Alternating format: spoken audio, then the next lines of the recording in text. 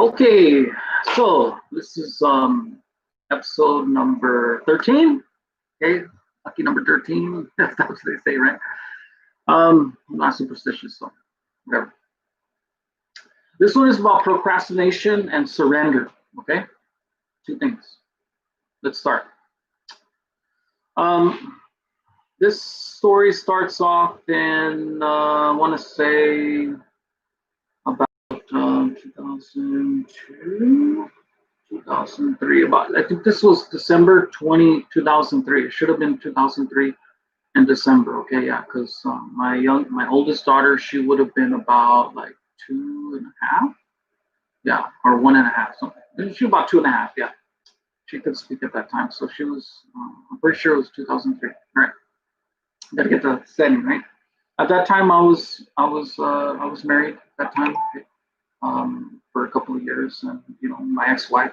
We just had our first child, and we were gonna go on a trip to Honduras, okay, to visit our family. Yeah, it was 2003.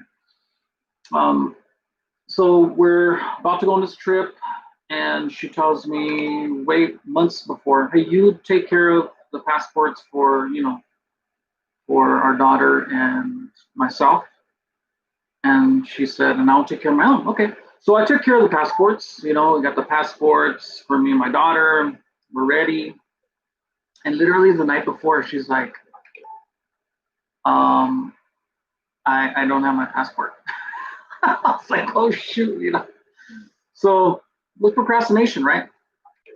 Um, you know, I'm I'm good at it too. So what am I? I'm not gonna complain, right? Well,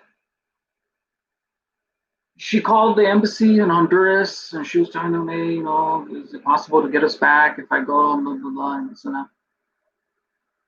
And they said, yeah, she was able to. But I got this weird feeling, guys. This is the first time I got these weird feelings.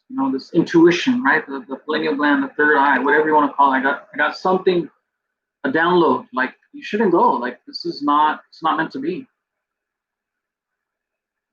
I told her. I said, we shouldn't go. We shouldn't go on this trip. And it was Christmas Eve. It was Christmas Eve. She's like, what? And she was very upset. No, because her family, the majority of her family is, she wanted to go back there with her family and visit them for Christmas. I get it. And she was so upset with me. I remember she was very upset with me. And she goes, it's just you want to be here with your family, and you don't want me to go with my family, and how dare you? And I'm like, we shouldn't go. This happened for a reason. I don't think we should go. Yeah, but we could. The embassy will get okay. All right. So I told her, fine, you really want to go? All right, we'll go. But I'm telling you right now, I got a really bad feeling that we should not go. So she hung out. We were planning on going. We got our bags packed, everything. And then, a couple hours before we're supposed to go, she tells me, fine, I'll be obedient to you. I'm still angry. All right. Okay. So I go to sleep that night. It was Christmas Eve. Yeah, it was probably the day before Christmas Eve. I feel like it was the day before Christmas Eve. Because family wasn't over. And at that time, we were living with my parents. So it must have been the day before Christmas Eve, 23rd. And, we're scheduled to go, right, that night. And my oldest daughter, she had a pain in her stomach. Stomach hurts. Okay, give her some Pepto-Bismol. Didn't work. It was about 10 o'clock. She's crying. She's curled up. Like she's in the womb, right? It's like, man, something's wrong with her. I'm talking to my ex. Something's wrong with her. Yeah, we got to take her to a doctor. So we took her to a doctor. It was about midnight. And our doctor, I'm so glad we had a good doctor. He knew right away. He's like, okay, you just saw her real quick, the chest real quick, like, I don't know, 10, 20 minutes, not even that probably. And we're sitting there, we just think, oh, bad stomach ache, whatever, right? Maybe food poisoning. He says, you need to go to the emergency down in Hollywood, Sunset, off Sunset. For those who live in California, you know what I'm talking about. And he said, she's going to go for surgery. And we're like, what the heck? Go for surgery, you know? And like, we're just sitting there like, our daughter's like 2.5 years old. She's going to go for surgery? Like, are you sure? And he tells us her appendix is going to bust. You need to get her there quick. So we take her in the car, we go down there, you know, and they immediately get her, you know, immediately get her. And she had a cough at that time. Okay? She had a bad cough, a bad one. It wasn't, you know, it was a bad cough. And I remember, man, sorry if I get a little bit emotional, but I remember, you know, they took her in and they put her on this, you know, the large, they're intended for adults. And it was just this little body, you know, my little daughter's body. And they put her on the, you know, the roller. And they took her, you know, they took her. And I'm sorry if I'm crying. I remember it so vividly, you know. And the doctor, he comes and he tells us, he said, you see why I'm crying? You see why I get a little emotional? Because he tells us, he said, wow, thankfully, it's Christmas time, and I'm so thankful that you guys were traveling. We looked at him like, what? What do you mean? And he goes, why we're going to travel? And we were like, yeah. He goes, when? I'm like, literally tonight. We were supposed to be on the plane right now. He goes, oh, thank goodness, thank God that you didn't get on that plane. We're like, why? And he said, because if you would have went on that plane, when you would have went up in the air, the appendix would have busted. And within 10 minutes, you would only had 10 minutes to get down. And there's no way you would have gotten down. The poison would have got to your daughter and she would have died immediately. And the look on my ex-wife's face, she went pale. She just looked at me and she was just like, oh my gosh, you know, I'm like, wow. Keep in mind, two things, right? It was her procrastination was the reason why I felt you shouldn't go. I felt like something was wrong. If she didn't procrastinate, my oldest daughter wouldn't be here today. Okay? So you see how I'm not so hard on procrastination because it literally saved, you know, my oldest daughter's life. I'm not so hard on it as some people are. You know? At the same time, I think we should be, you know, don't procrastinate everything. Right? But you know what I mean. Things happen for a reason. And yeah, it was we just sat there and we're just like, whoa, we're just blown away, right? And he goes, and another thing, I wouldn't be doing this operation except it's a big emergency and your daughter, she has a bad cough. And if we're not done in a half an hour, I'm just being honest with you, something could have went wrong, okay? Because we have to put the tube down her throat. And she could choke. I'm just letting you know. Oh, great, you know. So her appendix hadn't busted yet, but it was close to busting, you know. They took it out. Okay. So anyways, well, let me continue. No, we've done with the procrastination part. Now we're going to get into the surrender part, okay? So at this time, I was in a Christian church. I was in a cult. Some of you who know my history, you know what I'm talking about. I'll probably even do a video on that one too, okay, when I get to it. But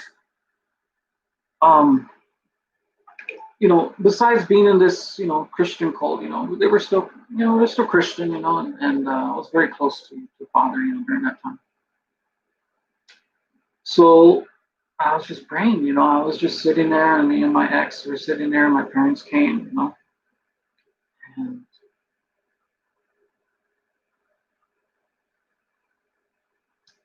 this is where I learned the concept of surrender. When talking about the Bible, when Abraham took his son Isaac up to make a sacrifice unto Yahweh, he didn't have a ram when he went up the hill. The ram was his son. Now, it gets into a lot of pagan stuff, guys, so I'm not really going to go into it, but to cut the story short, basically, Yahweh wanted to find out, will you sacrifice your child to me, the unseen God that you know is real? Will you do it? Will you do that for me? Would you be willing to do that for me? As opposed to all the fake pagan gods that people were sacrificing their children to, yet those gods don't even exist. They were demons, or they are demons. You see what I'm saying? But I just wanted to let you know that was the reference. Okay, so it's surrender. And what did Abraham do in his heart? Isaac was already dead in his heart. He surrendered his son, his only son, to the Creator in his heart. And he knew somehow he was going to be resurrected. He didn't know how. He just knew he was going to go through with it. And in his heart, he was broken there. He loved his son a lot. He was willing to sacrifice him. Okay, now back to me. So I knew something could go wrong. Half an hour came. No word from the doctors. He said it should be half an hour. He goes, at most, it should be half an hour. He said, okay. Half an hour came. No word. 40 minutes came. That's when I said, you know what? If something goes wrong, I'm going to be appreciative that Yahweh put this child as my daughter. For the little time that I had with her, I'm going to be appreciative. I'm not going to say, how dare you? I'm not going to play that game. Nope, not going to play that game. I'm going to be thankful. I'm going to be grateful. And so during that time, after 40 minutes hit, I didn't even think about it, but 40 days, number 40 is a lot. It's very significant. I prayed and I surrendered my daughter, my oldest daughter, unto the Creator. I surrendered her. What does that mean? Literally, she died in my heart. She was literally dead. And I remember my ex-wife, she said, why are you crying? Why are you crying? What's wrong? And I said, in my heart, I've resolved that she's dead. And if Father gives her back to us, that's his will. But I literally did that in my heart. She died in my heart. And I gave her to him.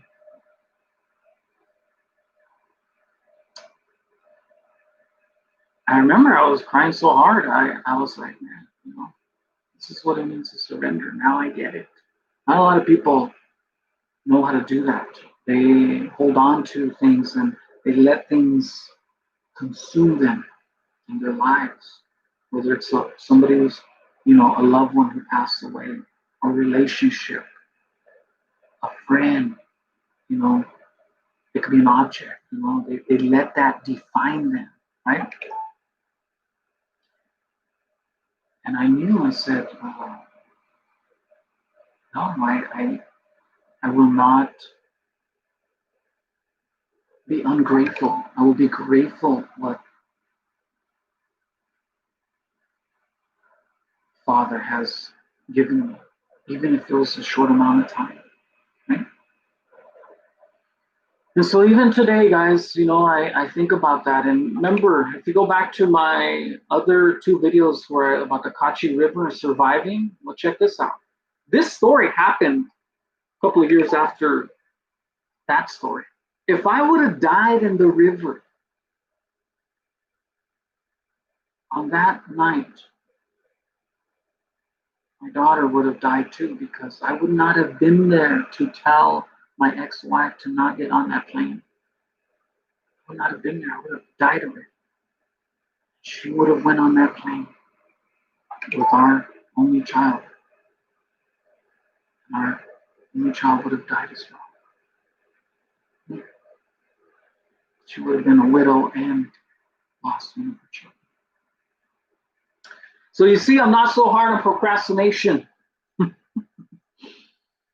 never know when you're late and it's actually saved you. Right? All right, guys. So that's that story of procrastination and surrender. Surrender is so difficult, but when you do it, you know how to do it, you're allowed to let things go. And if Yahweh gives it back to you, great. And if he doesn't, it's his will. And that's it. You be grateful for the things he gave you. All right. Follow the 10. Have a good day. Love you guys.